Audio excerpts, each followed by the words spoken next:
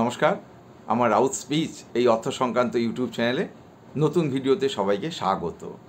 আমি সমীর কুমার রাউত, আমি একজন মিউচুয়াল ফান্ড ডিস্ট্রিবিউটর এবং এক্স ব্যাংক অফিসার।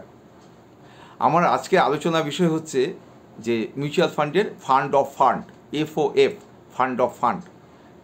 এবং আমি দেখতে পাচ্ছি যে ভারতের যে বিভিন্ন মিউচুয়াল ফান্ড কোম্পানিগুলো রয়েছে তার মধ্যে বেশ কিছু কোম্পানি তাদের ইন্টারন্যাশনাল ফান্ড রয়েছে, এবং সেই ক্ষেত্রে এই ফান্ড অফ ফান্ডে যে রিটার্ন সেটা অস্বাভাবিক, অভূতপূর্ব। দেখা গেল যে গত এক বছর ধরে ভারতের শেয়ার বাজারে কারেকশন চলছে, প্রায় মন্দা চলছে, অন্তত গত ডিসেম্বর, জানুয়ারি, ফেব্রুয়ারি। সেই ক্ষেত্রে এই ফান্ড অফ ফান্ড সেক্ষেত্রে বিশাল রিটার্ন দিয়েছে, প্রায় 75% রিটার্ন দিয়েছে এক বছরে। যেখানে দেখা যাচ্ছে যে ভারতের মিউচুয়াল ফান্ডে সেক্ষেত্রে হয়তো 10% রিটার্ন এসছে, কিছু ক্ষেত্রে কিন্তু আমি দেখতে পেয়েছি যে মাইনাস রিটার্ন রয়েছে। আমি এই বিষয়টি নিয়ে আজকে বিস্তারিত বলবো। আপনারা কেউ আমার ভিডিও মাঝখান থেকে স্কিপ করবেন না, এই অনুরোধ রইল। এবং আমার এই চ্যানেলে যদি আপনারা এখনও কেউ সাবস্ক্রাইব না করে থাকেন তবে আমাকে উৎসাহ দেওয়ার জন্য আমার এই চ্যানেলটিকে আমি অনুরোধ রাখবো যে সাবস্ক্রাইব করে দিন। আজকে share market down, Nifty 50, BSc Sensex down. BSc Sensex আজকে -212 পয়েন্ট ডাউন ছিল, এবং যথারীতি স্মল ক্যাপ, মিড ক্যাপও ডাউন। কিন্তু কেন আজকে ডাউন? ইসরায়েল এবং ইরানের মধ্যে যে যুদ্ধ চলছে কদিন ধরে, তার যে একটা প্রভাব, সেন্টিমেন্ট তো বাজারে গতকাল পড়ারই কথা ছিল, কিন্তু সেটা পড়েনি।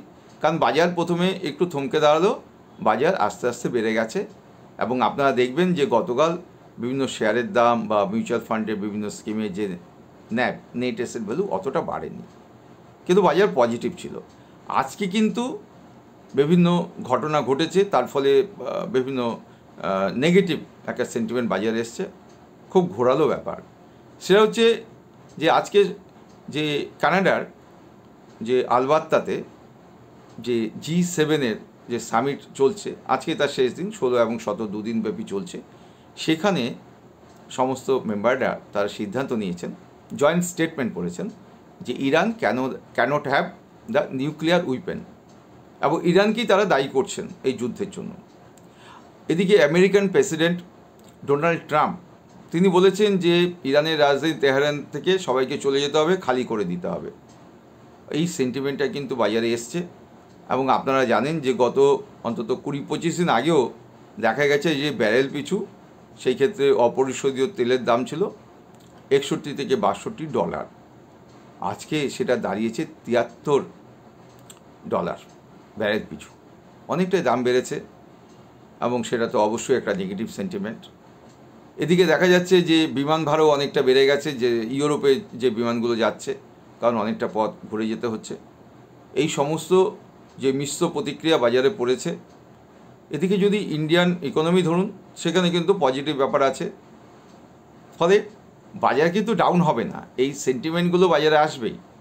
আজকে দেখুন না, আজকে আমি দেখতে পাচ্ছি যে নিফটি ইন্ডিয়া যে ইন্ডেক্স ডিফেন্স রয়েছে, সেই নিফটি ইন্ডিয়া ডিফেন্স সেক্ষেত্রে কিন্তু আজকে 34 পয়েন্ট আপ। এটা তো আগেই বলেছি যে যুদ্ধের আবহ পরিবেশ যখন তৈরি হয় বা যুদ্ধ চলে, তখন কিন্তু দেখা যায় যে আস্তে আস্তে শেয়ারের দাম বাড়তে শুরু করে। এবং প্রথম বিশ্বযুদ্ধ এবং দ্বিতীয় বিশ্বযুদ্ধের পরেও আমি আগের ভিডিওতে আমি বলেছি যে এক্ষেত্রে কিন্তু প্রায় 40% শেয়ারগুলোর দাম বেড়ে গিয়েছিল। অতএব যুদ্ধ লাগলে ভয়ের কোনো ব্যাপার নেই, কিন্তু আমাদের যেটা মনে রাখতে হবে সেটা হচ্ছে যে correction is temporary, growth is permanent. এবং সেটা যুদ্ধের আবহ পরিবেশ হলো, তার অর্থ হচ্ছে ধৈর্যচ্যুতি এটা কিন্তু যাতে না ঘটে। এই ধৈর্য রাখলেই দেখা যাবে যে যতটুকু দাম কমবে, এই সকল বিভিন্ন সেন্টিমেন্ট, নেগেটিভ সেন্টিমেন্টের ফলে দাম কিন্তু যথেষ্টই বাড়বে। যাই হোক, এবার আমি ফান্ড অফ ফান্ড এই ব্যাপারটি নিয়ে আলোচনায় আসছি। মিউচুয়াল ফান্ডের এফওএফ বা ফান্ড অফ ফান্ড এর অর্থ হচ্ছে যে ফান্ড ম্যানেজাররা তারা মিউচুয়াল ফান্ডের বিভিন্ন স্কিমে তারা বিনিয়োগ করে থাকেন। জেনারেলি ফান্ড ম্যানেজাররা তারা শেয়ার পারচেস করেন, তাদের পোর্টফোলিওটাকে সাজান, ডেট মার্কেটিংয়ে তারা AAA কোম্পানির যে বন্ড, কর্পোরেট বন্ড, সেইগুলোকে পারচেস করেন, তারপর ডিবেঞ্চার্সগুলোকে পারচেস করেন। এইভাবে তারা সিঙ্গলি তারা পারচেস করে থাকেন, একটা পোর্টফোলিও তৈরি করেন। এই ক্ষেত্রে কিন্তু একটা পোর্টফোলিও আরেকটা পোর্টফোলিওকে নিচ্ছে, মানে যে ফান্ড ম্যানেজাররা একটা পোর্টফোলিও তৈরি করছেন ফান্ড অফ ফান্ডের, এবং সেটা করছেন হচ্ছে একটা মিউচুয়াল ফান্ডের পোর্টফোলিও নিয়ে, একটা বিশাল ব্যাপার। অতএব এখানে বিনিয়োগ করলে দেখা যাচ্ছে যে ইন্টারন্যাশনাল যে ফান্ড যেগুলো রয়েছে বিভিন্ন মিউচুয়াল ফান্ডের যে বিভিন্ন স্কিমগুলো তারা পারচেস করেছেন ইন্ডিয়াতে, এবং ফরেনতে তারা ইনভেস্ট করেছেন বিভিন্ন আন্ডারলাইং অ্যাসেটে, এবং সেখানে যেহেতু রুপির দাম অনেকটা কমে গিয়েছিল, মানে ডলারের সাপেক্ষে, জাপানের ইয়েনের সাপেক্ষে বিভিন্ন রকম, তার ফলে দেখা গেছে যে এক্ষেত্রে প্রচুর লাভ হয়েছে, যেটা কিন্তু ভারতের শেয়ার বাজারে হয়নি। অতএব এটা কিন্তু একটা বিরাট সুযোগ। আমাদের ডাইভার্সিফিকেশন যদি করতে চাই আমাদের পোর্টফোলিওকে, তাহলে কিন্তু আমরা এই ইন্টারন্যাশনাল ফান্ডগুলোতে নিবেশ করতে পারি। এখন দেখা যাক যে কে কেমন রিটার্ন দিয়েছে। আমি এক এক করে সেগুলো বলছি আপনাদেরকে।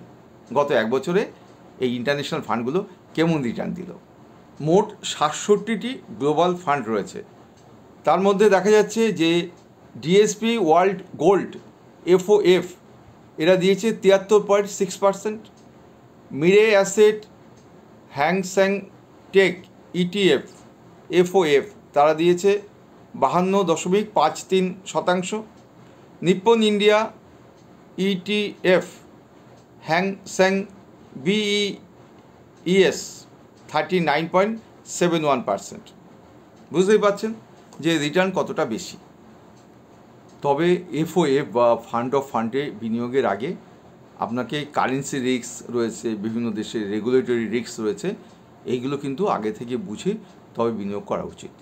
কারণ দেখা গেল যে আপনার টাকাটা ওখানে বিনিয়োগ হলো, কিন্তু সেক্ষেত্রে বিভিন্ন লিগ্যাল ইমপ্লিকেশনস সেটা বাধা হয়ে দাঁড়াতে পারে, বিভিন্ন কারেন্সি রিস্ক হতে পারে।